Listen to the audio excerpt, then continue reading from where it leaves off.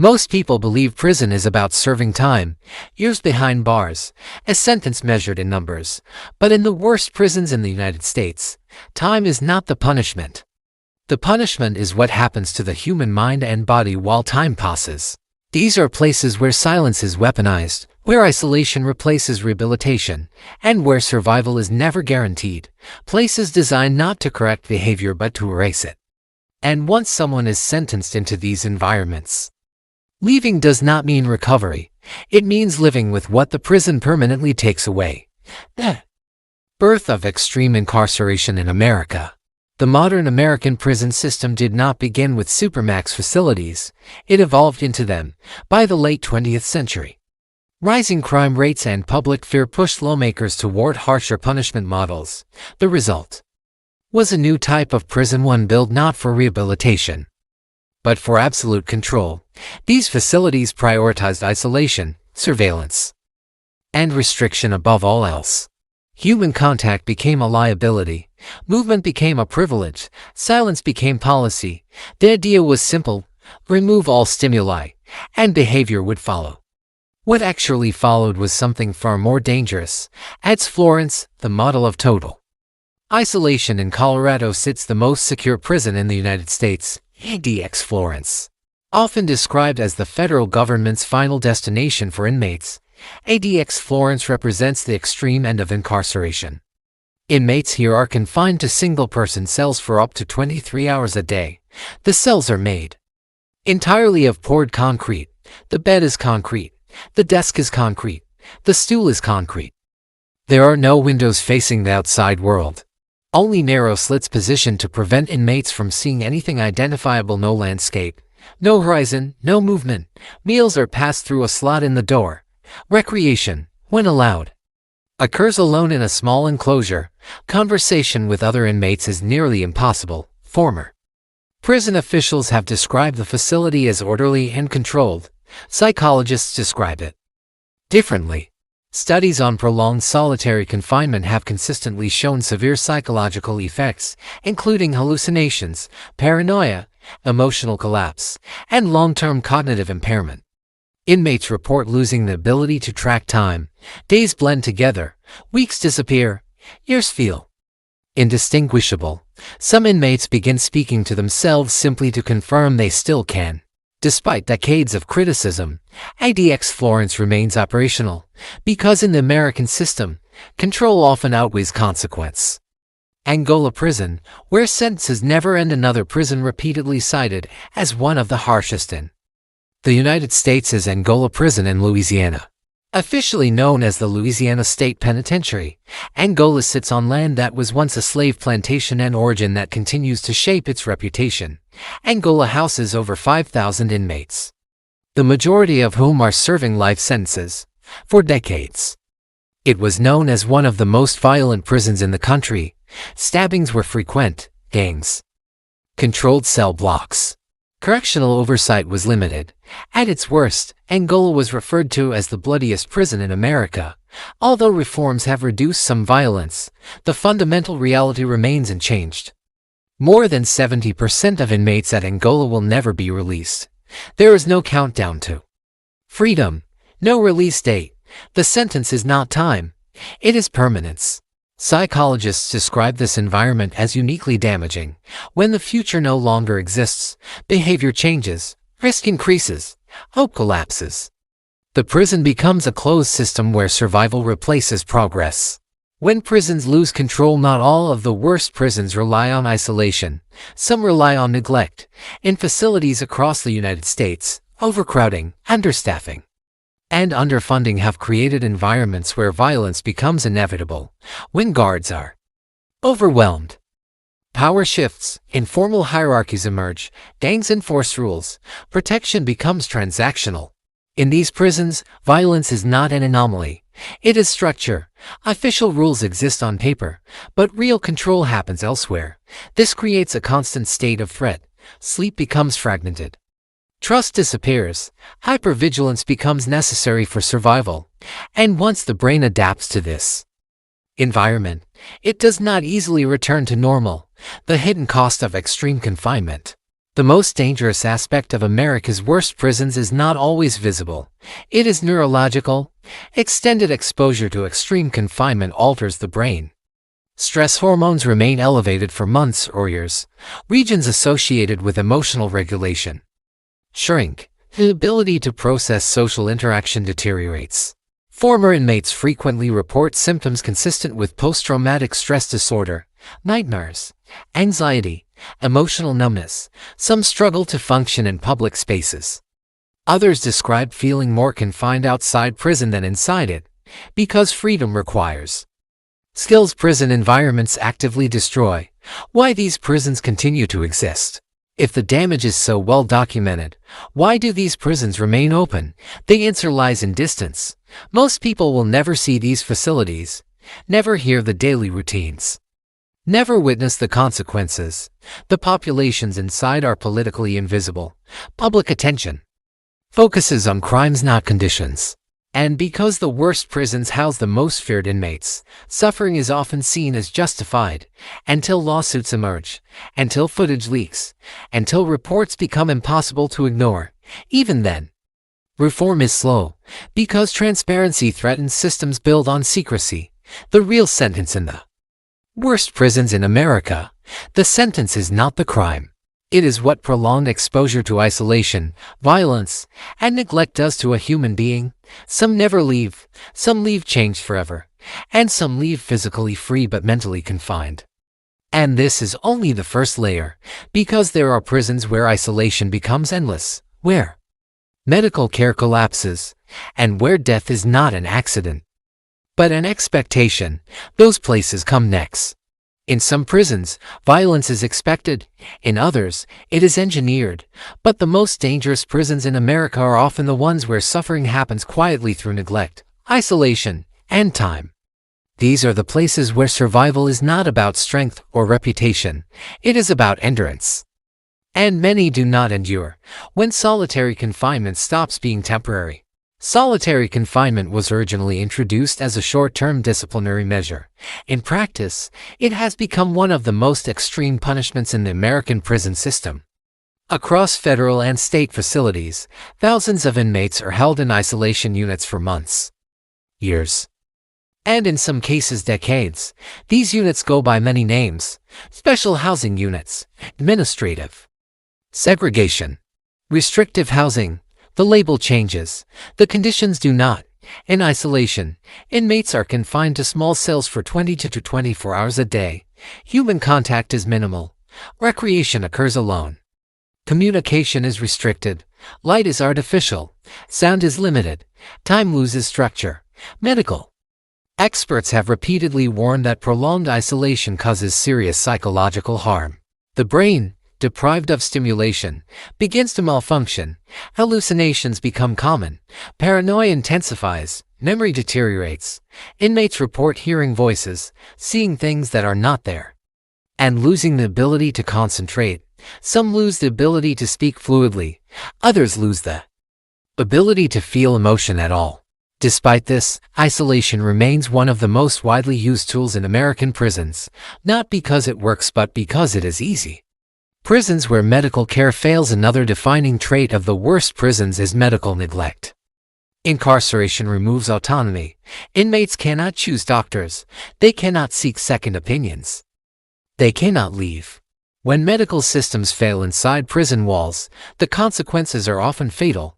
Investigations into multiple U.S. state prison systems have revealed consistent patterns: delayed diagnoses, ignored symptoms, understaffed medical units, mental health crises treated as misconduct. Treatable conditions become emergencies. Emergencies become deaths. In some facilities, inmates wait weeks or months to see medical staff. Chronic illnesses go unmanaged. Mental illness goes untreated. Pain is dismissed. For inmates in isolation, access to care becomes even more limited. Requests must be submitted in writing. Responses are slow. Oversight is minimal. When someone collapses in a cell, it may take hours for help to arrive. And sometimes, it does not arrive at all. Overpopulation and the collapse of control. While some of the worst prisons rely on isolation, others rely on overcrowding. In these facilities, The system does not control behavior. It manages chaos. Cells designed for 1 or 2 people house 3 or 4. Dormitories hold hundreds. Resources are stretched beyond capacity. As populations increase, staffing often does not. This creates a dangerous imbalance. When guards are overwhelmed, authority erodes, inmate hierarchies emerge, gangs fill the power vacuum. Violence becomes the enforcement mechanism, and these prisons. Protection is not guaranteed by the state. It is negotiated. Money favors, and allegiance determines safety. Refusal to participate carries consequences. And because official oversight is limited, abuse becomes normalized. Violence stops being an incident. It becomes infrastructure. The psychological adaptation to constant threat. Living under constant threat changes the brain. And overcrowded, violent prisons. Inmates exist in a state of continuous alertness. Sleep is shallow. Trust is dangerous. Relaxation is risky. The nervous system adapts. Stress hormones remain elevated. Threat detection becomes hypersensitive. Emotional regulation weakens. This adaptation helps inmates survive inside prison, but it becomes a liability outside. Former inmates often struggle in environments that feel unpredictable. Crowds trigger anxiety. Sudden noises cause panic. Normal social interactions feel overwhelming. The prison environment does not stay behind the walls. It follows. When sentences turn into slow deaths, some of the worst prisons are not defined by violence but by neglect so severe it becomes lethal. In facilities with poor sanitation, disease spreads rapidly. Respiratory infections, skin diseases, gastrointestinal illness, overcrowding accelerates transmission. Limited medical access worsens outcomes. During health crises, prisons often respond with lockdowns. Movement stops, access decreases, isolation increases. The intention is containment. The result is suffering. Deaths are often classified as natural causes. The system moves on. The role of mental illness in extreme incarceration. Mental illness is overrepresented in American prisons. Many inmates enter the system already vulnerable. Extreme prison conditions make this worse. Isolation exacerbates depression. Violence fuels paranoia. Neglect deepens despair. In some prisons, inmates experiencing mental health crises are placed in isolation rather than treatment. The behavior is punished, not addressed. This creates a feedback loop. Symptoms worsen. Punishment intensifies. Functioning declines. In the worst cases, this leads to self-harm or suicide. Prisons are not equipped to handle widespread mental illness, yet they continue to serve as the default institutions for it. WHY endurance becomes the real test in the most extreme prisons.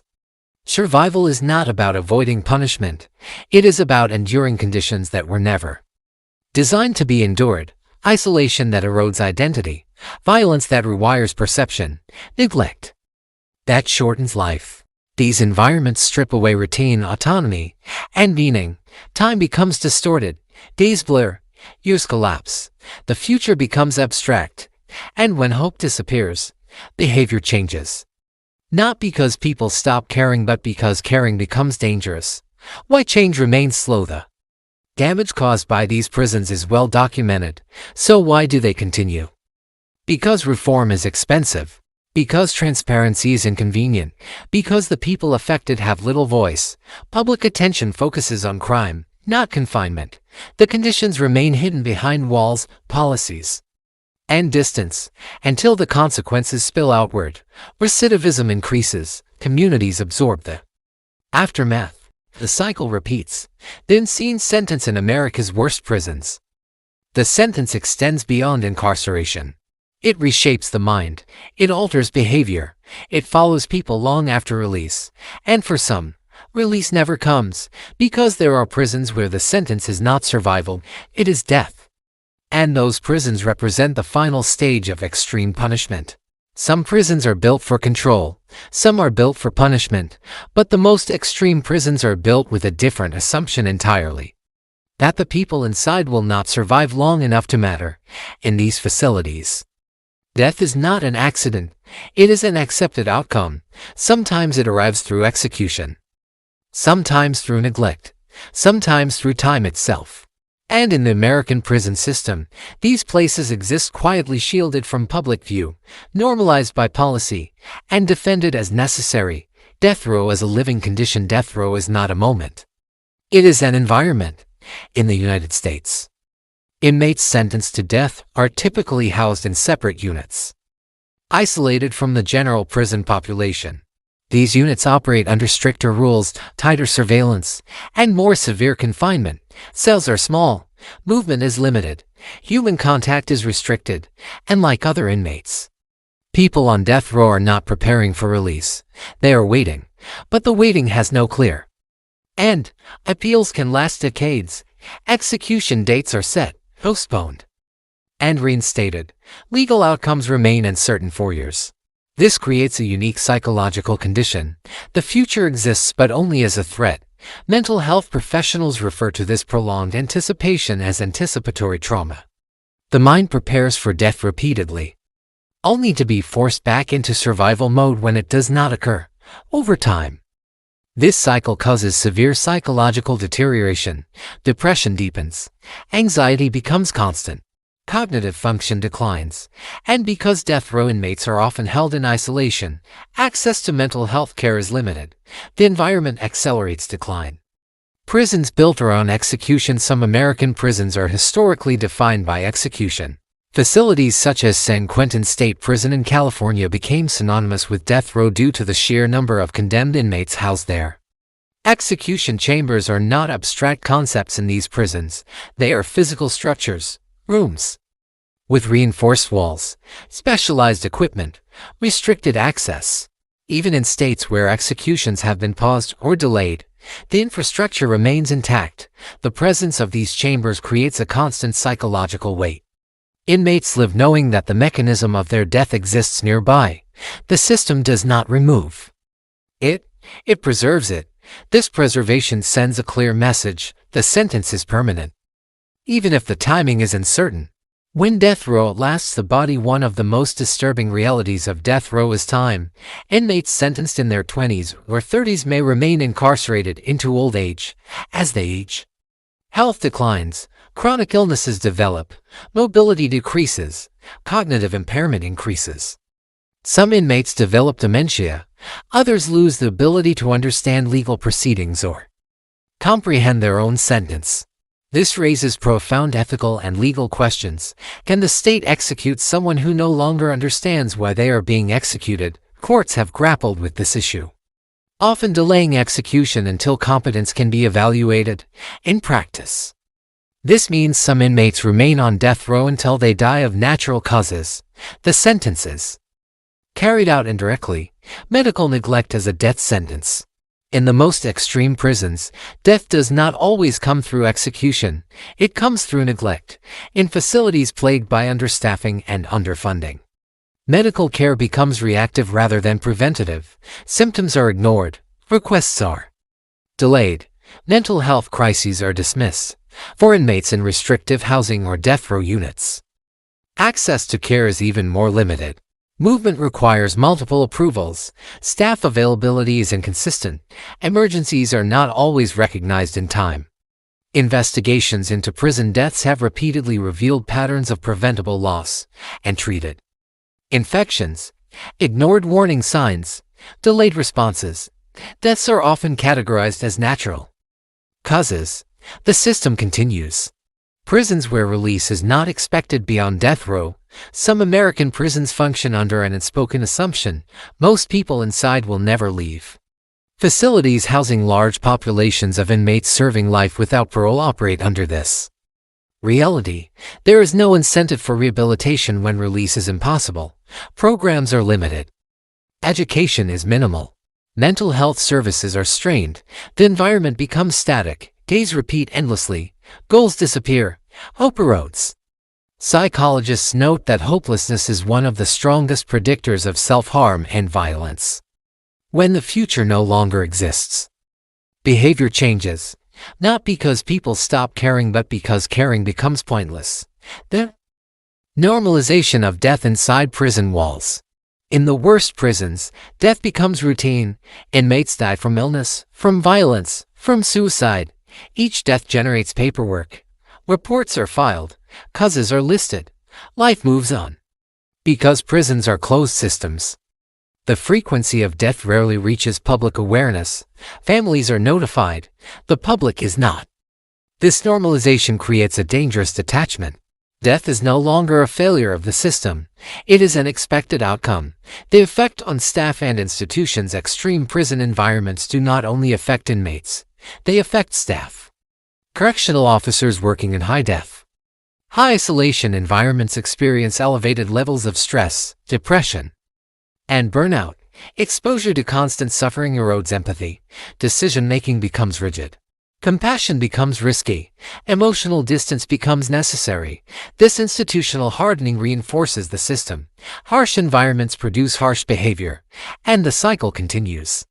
Why these prisons remain? The existence of death-focused prisons raises a fundamental question. The damage is known. Why do they continue to operate? The answer lies in political distance. The people inside are among the least visible populations in society. Public discourse focuses on crime, not confinement. Fear overrides empathy. As long as prisons remain out of sight, their outcomes remain acceptable, even when evidence of harm is overwhelming. The final function of extreme incarceration. The worst prisons in America reveal the ultimate function of extreme punishment. They are not designed to rehabilitate. They are not designed to restore. They are designed to conclude. Whether through execution, neglect, or psychological collapse, the system expects an ending. Sometimes that ending is death. Sometimes it is permanent damage, but it is rarely recovery. The real measure of a sentence is often measured in years. But in the most extreme prisons, the true measure is what remains afterward. What remains of the body? What remains of the mind? What remains of the person? In these places, punishment does not stop at incarceration. It continues until something gives. And that is what makes these prisons the worst places to be sentenced into.